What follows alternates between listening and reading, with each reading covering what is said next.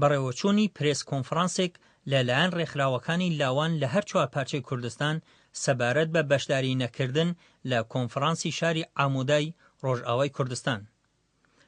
ڕۆژی دووشەممە ڕێکەوتی پەنجی خاکەلێوەی 1392 هەتاوی کۆبوونەوەیەک لەلایەن ڕێکخراوەکانی لاوان لە هەر چوار پارچەی کوردستان لە هۆڵی کۆبوونەوەکانی هۆتێل چوارچرای شاری هەولێر بە مەبەستی هەڵسانگاندن و بەشداری نەکردن لە کۆنفرانسی لاوانی کورد لە شاری ئامودا بەڕێوەچوو. ڕاگەیاندنێک لە زۆربەی ڕێکخراوەکانی هەر چوار پارچەی کوردستانەوە کە ئەوڕۆکە لە شاری هەولێر لە هۆتێلی چوارچرا کۆبوونەوە سەبارەت بە کۆنگرەی لاوانی هەر چوار پارچەی کوردستان. ئەو کۆنفرانسەی ڕۆژئاوا لە 26 مانگ لە کوردستانی ڕۆژئاوا بەڕێوە دەچیت. ئەمە پێمە وایە ئەو کۆنفرانسە شەرعیەتی نییە. لە هەر چوار پارچەی کوردستان 45 ڕێکخراو بەشداری نەکرێت لەو کۆنفرانسەی کە ئەوەش ناوەکانیانە بە پێی لیستەکان لەبەر دەستمەندا هەیە. کۆنفرانسی سێمی لاوانی هەر چوار پارچەی کوردستان لە مانگی 4 لە کەمپی دۆمیس بەڕێوە دەچیتن.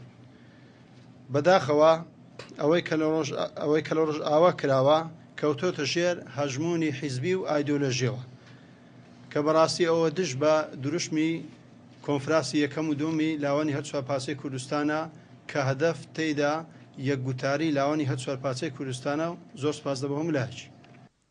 کۆبوونەوەکە کە تێیدا نوێنەری 46 ڕێکخراوی تایبەت بە لاوان لە هەر چوار پارچەی کوردستان بەشدار بوون سەرەتا بە تاوتوێکردنی ئەو کۆنفرانسەی کە بڕیارە لە شاری ئامودا بەڕێوە بچێت لەلایەن بەشدارانەوە دەستی پێکرد و هەرکەم لەو لایەنانە ڕاوبۆچوونی خۆیان سەبارەت بە ناشەرعیبوونی ئەو کۆنفرانسە دەربڕی و ڕاگەیاندنیان بڵاو کردەوە.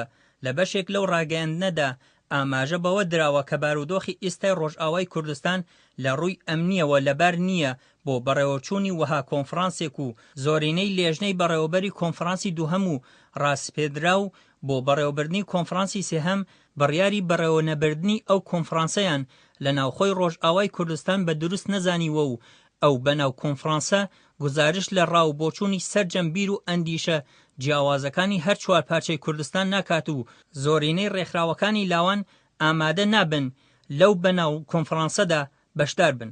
لە بەشێکی دیکەی ڕاگەیەنراوەکەدا هاتووە کە کۆنفرانسی ئامودا بە تەنیا لەلایەن لاوانی پەیەدە و بەدەپە بە نامەڕێژی بۆ کراوە و زۆربەی ڕێکخراوەکانی لاوانی کوردستان پەراوێز خراون.